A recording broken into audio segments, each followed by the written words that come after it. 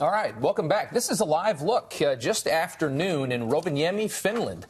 There is our Secretary of State, Mike Pompeo. He is meeting with the leaders of some of the coldest places in the world, the Arctic Council, which is a number of states that all have some kind of territory near the Arctic at the top of this planet. And Pompeo continuing his overseas trip right now. Earlier, he met with his Russian counterpart, Sergei Lavrov, over a number of critical foreign policy issues.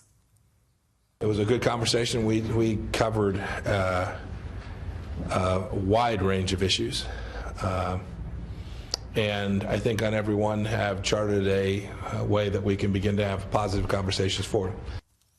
Pompeo says it was a good conversation, but what should the U.S. make of the world's so-called bad actors appearing to come together on things like Venezuela and North Korea? Former Deputy Assistant Secretary of State under President Obama, Joel Rubin, joins us live. Thank you so much for your time. We certainly appreciate it. A lot of focus right now, and rightfully so, on Venezuela and what's going on there. What do you make of it?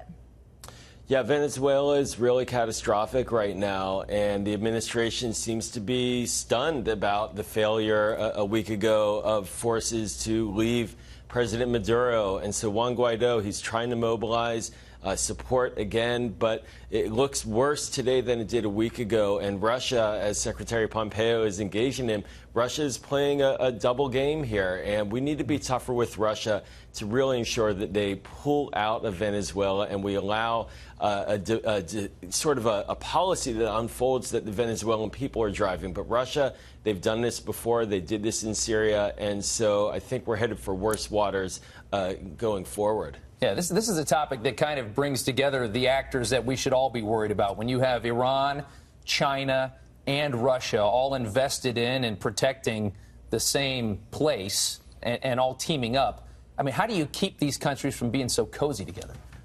Yeah, Rob, you really hit the nail on the head. We've got a problem with Venezuela because we are right now acting in many ways on our own. We started off multilaterally with partners from the region, and it gave us a strong position.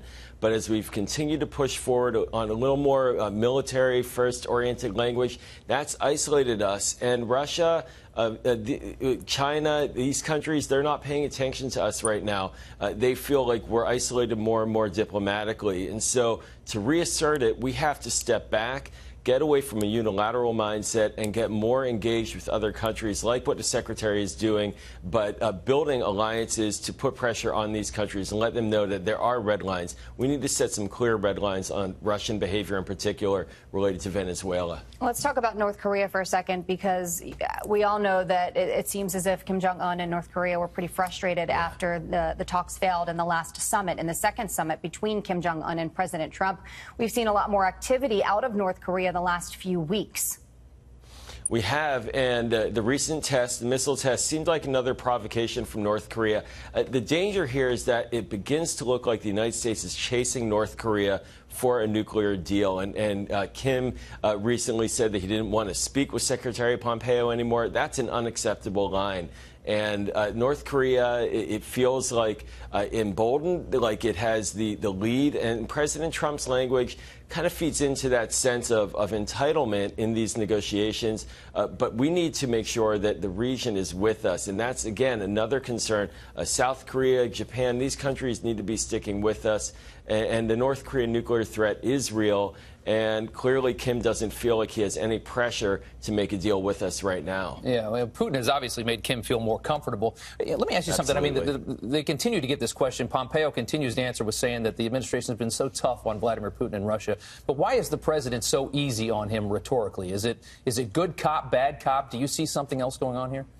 I hope it is, but, you know, we just saw that the president had a 90-minute call with Vladimir Putin last Friday. We don't know the full contents of that. The president has the ability to push back on Putin, even related to the 2020 elections. It doesn't seem like he spoke about that.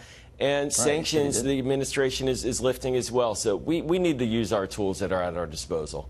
Joel Rubin, thank you so much for your time. And also just to note that we just got word about this. According to Reuters, Secretary Pompeo's visit to Berlin was canceled due to scheduling issues. So, all right. See if anything more comes from that. Joel, thanks a lot.